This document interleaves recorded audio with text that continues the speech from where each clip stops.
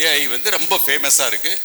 நீங்கள் சேரணுன்னா எந்த இன்ஸ்டிடியூஷனில் நல்ல எக்யூப்மெண்ட் இருக்குது, இன்ஸ்ட்ருமெண்டேஷன் இருக்குது பார்த்து சேரணும்.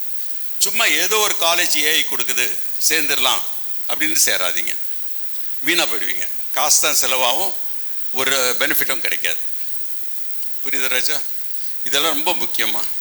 ஆர்டிஃபிஷியல் இதுதான் ஃப்யூச்சர். ஆர்டிஃபிஷியல் இன்டெலிஜென்ஸ் வந்து ஃப்யூச்சர். அஸ்ட்ரானமி அண்ட் அஸ்ட்ரோஃபிசிக்ஸ் இதை பற்றி 4 கேள்வி நீங்கள் நடராஜன்கிட்டையும் கேட்கலாம். என்னுடைய நெருங்கிய நண்பர் தான் அவர். நீங்கள் அஸ்ட்ரோஃபிசிக்ஸ் இன்றைக்கி ரொம்ப பாப்புலர். ஏன்னா ஸ்பேஸுக்கு போகிறது எல்லாமே அஸ்ட்ரோஃபிசிக்ஸ் தான்.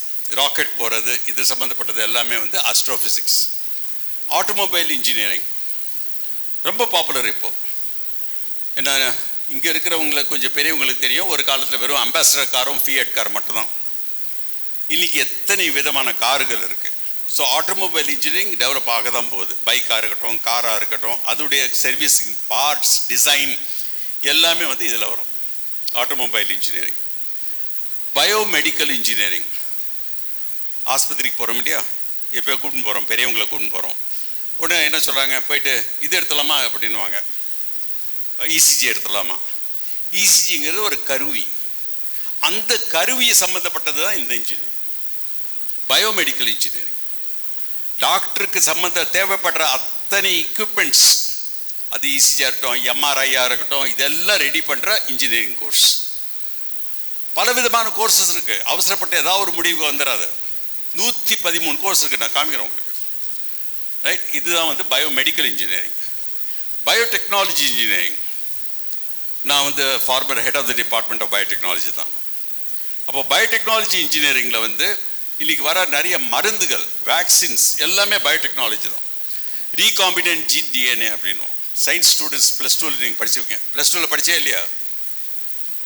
+2 படிச்சிங்க இல்லையா? பயாலஜி ஸ்டூடெண்ட் இருக்கிறீங்களா இல்லையா? இல்லை, பயோ ஸ்டூடெண்ட் இல்லையா? இல்லை, பயாலஜி படித்தவங்க இருக்கீங்களா? எல்லாம் அங்கே இருக்கிறாங்களா? இருக்காங்களா? பின்ன ஏன்டா கையை குத்துக்கிறதுக்கு? கேள்வி கேட்பேண்ணா, கேட்குறேன்டா, இருவண்ணா காய்ச்சிங்களா. அதான் பயோடெக்னாலஜி. செராமிக்ஸ் இன்ஜினியரிங், நீ சாப்பிட்ற இன்றைக்கி வர தட்டு எல்லாம் இருக்குது பாருங்கள், பிளேட் எல்லாமே செராமிக். அதெல்லாம் எப்படி தயாரிக்கிறது, அதனுடைய காம்போசிஷன்ஸ் என்ன, இது எல்லாமே தான் செராமிக்ஸ் இன்ஜினியரிங். கெமிக்கல் இன்ஜினியரிங், இன்றைக்கி க்ரீன் கெமிஸ்ட்ரி ஆரம்பிச்சிருது. அதாவது ரசாயனங்களால் பிரச்சனைகள் வருது, அதனால் க்ரீன் கெமிஸ்ட்ரி கொண்டு வரணும் அப்படிங்கிற ஒரு கருத்து.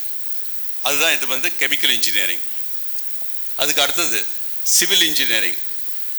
வீடு கட்டுறதுக்கு குறைச்சலே கிடையாது, எப்போதுமே அந்த இண்டஸ்ட்ரி அப்படியே இருக்கும். அதுதான் civil engineering.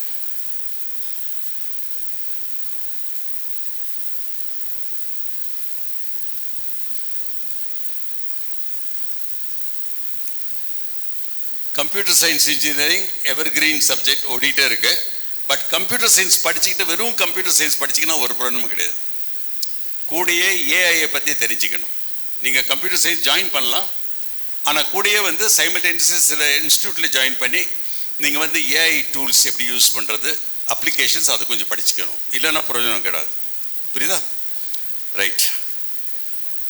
Electrical and electronics engineering, உனக்கு எது பிடிக்குதோ அதை நோட் பண்ணிக்க, அப்புறமா பேசிக்கலாம். எலக்ட்ரிக்கல் அண்ட் எலக்ட்ரானிக்ஸ் இன்ஜினியரிங், இதில் கம்ப்ளீட் எலக்ட்ரானிக்ஸ், ஆல் சிஸ்டம்ஸ் எல்லாமே இதில் தான் வரும். அதே மாதிரி தான் எலக்ட்ரிக்கல் கனெக்ஷன்ஸ், எலக்ட்ரிக்கல் எக்யூப்மெண்ட்ஸ் எல்லாமே அதில் தான் வரும். இது வந்து electrical and electronics engineering. Electronics and communication, இப்போ ஃப்ளைட் இருக்குது, போகிறாங்க வராங்க, ஐடிசி, அதாவது டிராஃபிக் கண்ட்ரோல், ஏடிசின்ற ஏர் டிராஃபிக் கண்ட்ரோல், ஏடிசி, அவங்க எல்லாம் யூஸ் பண்ணுறது தான் இந்த இன்ஜினியரிங். ஃப்ளைட்டு போகிறது வர்றது எல்லாமே இவங்க கண்ட்ரோலில் தான். ஒரு டவர் மாதிரி இருக்கும், ஒவ்வொரு ஏர்போர்ட்லேயும் பார்ப்பான், பெரிய டவர் மாதிரி மேலே ஒரு ரவுண்டாக இருக்கும், அங்கே நின்று வேலை செய்யுது. Right. Information communications and entertainment, இதில் வந்து உங்களுக்கு ஒரு பக்கம் phone systems, internet systems plus entertainment systems கலந்து வருது. இன்ஸ்ட்ருமெண்டேஷன், பியூர் இன்ஸ்ட்ருமெண்ட்ஸ் தான் அது.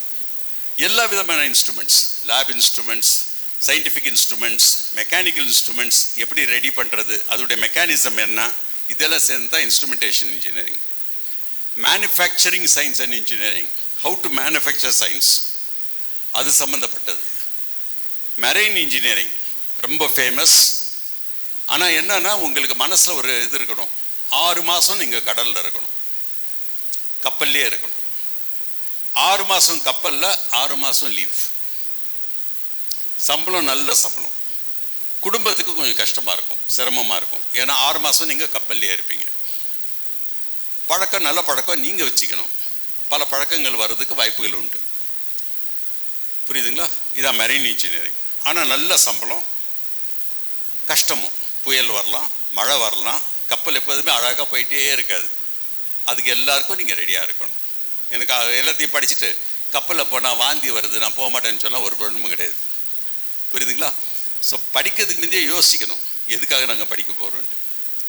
மெக்கானிக்கல் இன்ஜினியரிங் அதுக்கு வந்து எப்போதுமே எவர் கிரீன் சப்ஜெக்ட் அப்படின்வாங்க, எப்போதுமே அது யூஸ் பண்ணுவாங்க, யார் வேணாலும் படிப்பாங்க. மெடிக்கல் எலக்ட்ரானிக்ஸ் இன்ஜினியரிங், மெடிக்கல் இன்ஸ்ட்ருமெண்டேஷன்லேயே எலக்ட்ரானிக் எக்யூப்மெண்ட் இருக்குன்னா அது சம்மந்தப்பட்டது. ரொம்ப ஸ்பெஷலைஸ் ஆகிடுச்சுக்கண்ணா. நீங்கள் ஒன்றும் தெரியாமல் உட்காந்துருக்கிறீங்க, நிறைய வளர்ந்துருது. நோட் பண்ணிக்க, உனக்கு வாழ்க்கையில் என்ன பிடிக்குதோ அதை படி. எவனாவது உங்ககிட்ட வந்து இது படித்தா உனக்கு வந்து வேலை கிடைக்கணும்னு சொன்னால் அதை மட்டும் நம்பாத, தயவுசெய்து நம்பாத. 4 வருஷத்துக்கு அப்புறம் யாருக்கு என்ன வேலை கிடைக்கும் யாராலையும் சொல்ல முடியாது. ப்ரெடிக்ட் பண்ணலாம். ஏஐ இருக்கும், மெஷின் லேர்னிங் இருக்கும், எந்த அளவுக்கு இருக்கும், நீ படித்தது அப்போ தேவைப்படுமா இல்லை அட்வான்ஸ் ஆகிடுமா சொல்ல முடியாது யாராலையும். புரியுது ராஜா? உனக்கு என்ன படிக்குதோ படி, அதுக்கப்புறம் ஸ்பெஷலைஸ் பண்ணிக்க. மெட்டலர்ஜி, எல்லா மெட்டல்ஸை பற்றி, எல்லா விதமான இந்த கெமிக்கல் மெட்டல்ஸ் இருக்கு இல்லையா, அயன், காப்பர், சில்வர், அதை பற்றி எல்லாமே. மெட்டீரியாலஜி, இது வந்து நட்சத்திரங்கள். ஆமாம், இந்த கம்ப்ளீட் ஸ்டார் ரீடிங், அதெல்லாம். வெதர், எப்படி மழை வரும் மழை வராதா, அதெல்லாம் மெட்டீரியாலஜி. மைனிங் இன்றைக்கி நிறைய நடந்துகிட்ருக்கு, பிரச்சனைகளும் உருவாகுது, இதான் மைனிங்.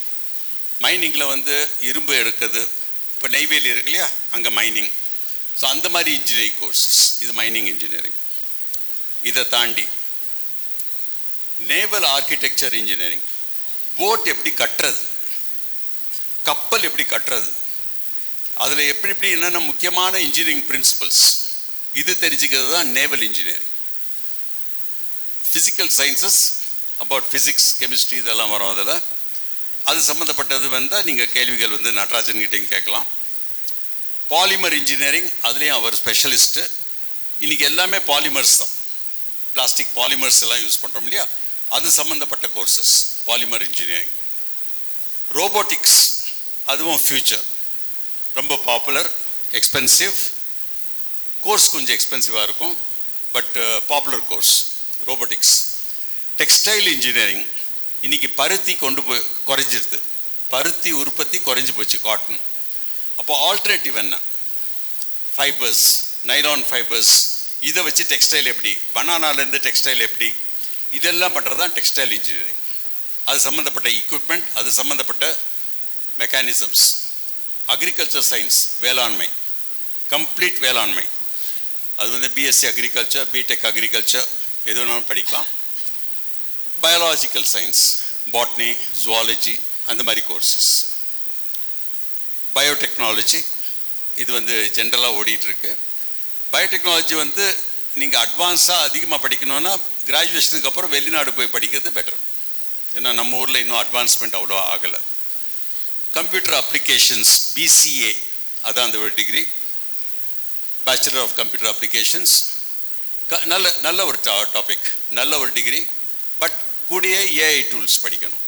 ஏன்னா இப்போ வெறும் அப்ளிகேஷன் பத்தாது, ஏஐ டூல்ஸ் கூட படிக்கணும். கம்ப்யூட்டர் சயின்ஸ், அதுக்கும் அதே மாதிரி தான். சைபர் செக்யூரிட்டி, ஃப்யூச்சர், நல்ல வாய்ப்பு.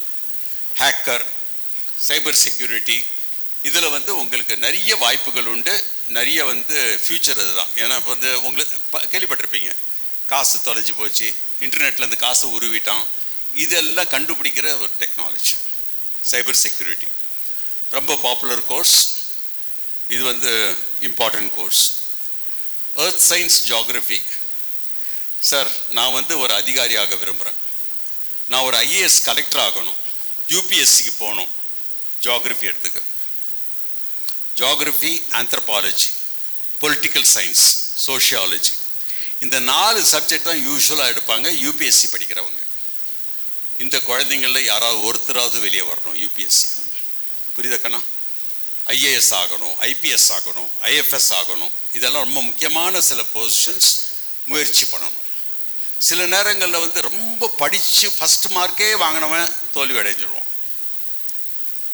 அதனால் நீங்கள் தயவுசெய்து நல்ல மார்க் வாங்கினா தான் இதெல்லாம் கிடைக்கணும்னு கிடையாது. கேஷுவலாக படிக்கிறவன் பெரிய அதிகாரி ஆகிடுவான். புரியுதா ராஜா? ஆனால் தாழ்வு மனப்பான்மை மட்டும் உனக்கு வரவே கூடாது. பண்ணணும்னு ஆசையாக இருக்கா, முயற்சி பண்ணு, கண்டிப்பாக முயற்சி பண்ணு, யூபிஎஸ்சி பண்ணு. யூபிஎஸ்சி வந்து யூனியன் பப்ளிக் சர்வீஸ் கமிஷன். அதே மாதிரி TNPSC, Tamil Nadu public service commission. Environmental sciences எப்போதுமே இருக்க போகுது. சுற்றுச்சூழல், மாசு கட்டுப்பாடு எல்லாமே அதில் வரும். Pollution, all those details, environmental sciences. Fisheries, தூத்துக்குடியிலே உங்கள் ஃபிஷரிஸ் காலேஜ் இருக்குது. அதுதான் ஃபஸ்ட்டு ஃபிஷரிஸ் காலேஜ், இந்தியாவிலே ஃபஸ்ட்டு ஃபிஷரிஸ் காலேஜ் அது. கடல் மீன், ஆற்று மீன், இந்த குளத்து மீன்களை பற்றி கம்ப்ளீட்டாக, இறால் மீன், அதை பற்றி கம்ப்ளீட்டாக. ஃப்ளாரிகல்ச்சர், ஹார்டிகல்ச்சர், இதுவும் ஒரு ஃப்யூச்சர். மரம் வளர்ப்பு, ஹார்டிகல்ச்சர், பூ வளர்ப்பு, ஃப்ளாரிகல்ச்சர். பூக்கள் வந்து நிறைய எக்ஸ்போர்ட் ஆகுது இந்தியாவிலேருந்து.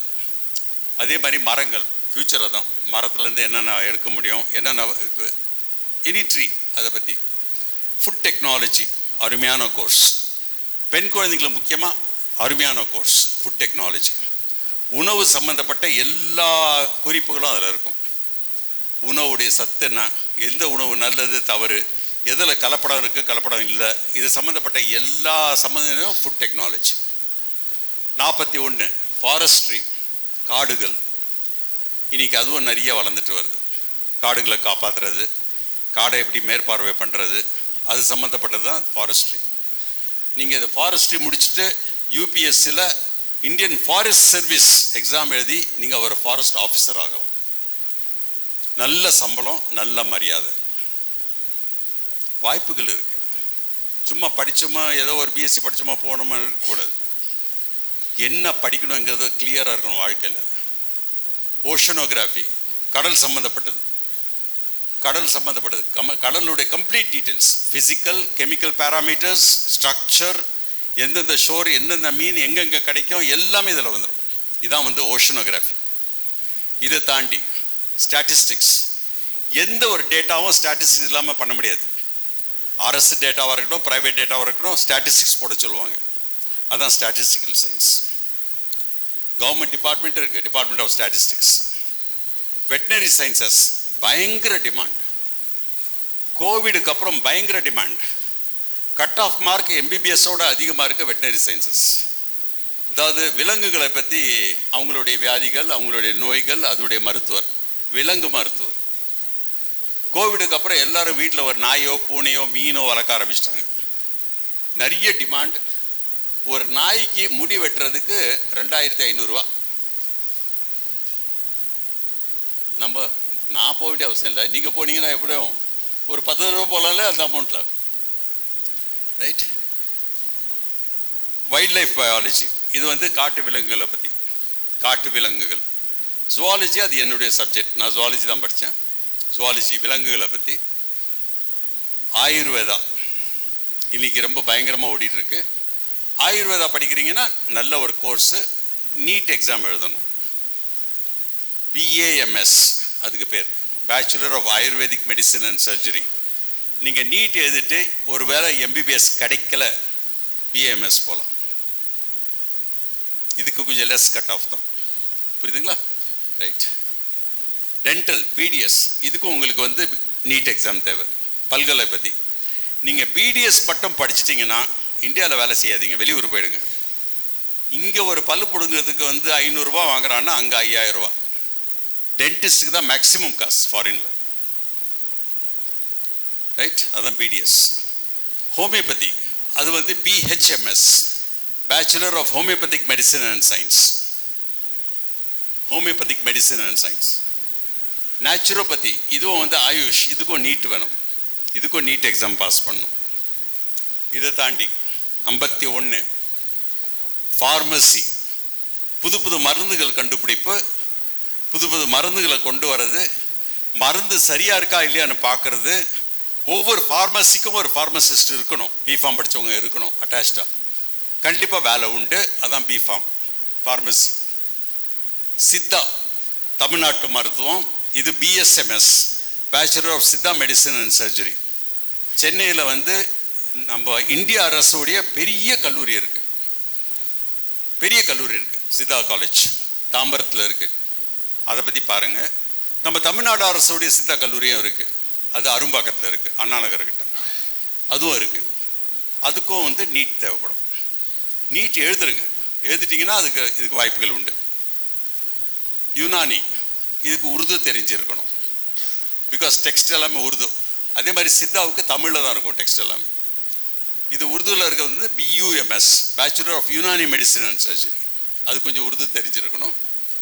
ஆந்த்ரோபாலஜி, நீங்கள் ஐஏஎஸ் ஆகணும்னா ஆந்த்ரோபாலஜி படிக்கலாம்.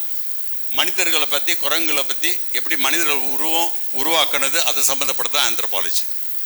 ஆர்கியாலஜி இன்றைக்கி ரொம்ப ஃபேமஸ். கீழாடி கேள்விப்பட்டிருக்கீங்களா? கீழாடியெல்லாம் பண்ணுறது அது archaeology department. Archaeology. Art restoration, இதுவும் வந்து பெரிய அளவில் வளர ஆரம்பிச்சுது. பழைய கோயில்கள், பழைய கட்டிடங்கள், அதை அப்படியே எப்படி மெயின்டைன் பண்ணுறது, அதான் ஆர்ட் ரெஸ்டோரேஷன். க்யூரேஷன், இதுவும் அது சம்மந்தப்பட்டது தான், கொஞ்சம் வித்தியாசமாக இருக்கும் க்யூரேஷனில். எஜுகேஷன் வொகேஷனல் ஸ்கூல் கவுன்சிலர், சில தொழில்நுட்ப சம்மந்தப்பட்ட சில கல்வி முறைகள் இருக்கு இல்லையா, அவங்களுடைய ஸ்கூல் கவுன்சிலராக மாறுறது. நீங்கள் அது +2க்கு அப்புறம் கூட இருக்குது, பட் டிகிரிக்கு அப்புறம் பண்ணால் better. Monuments and sculpture restoration, பழைய பில்டிங் விழுந்துட்டுருக்கு, அது எப்படி காப்பாற்றுறது. மியூசியாலஜி, மியூசியம் எப்படி மெயின்டைன் பண்ணுறது. இப்போ கவர்மெண்ட் மியூசியம் எல்லாம் இருக்கு இல்லையா, அங்கே படங்கள் இருக்கும், இது இருக்கும், அதெல்லாம் எப்படி மெயின்டைன் பண்ணுறது, கெட்டு போகாமல் இருக்க பார்க்குறது, அது சம்மந்தப்பட்டது. ஃபிசியோதெரப்பி இன்றைக்கி ரொம்ப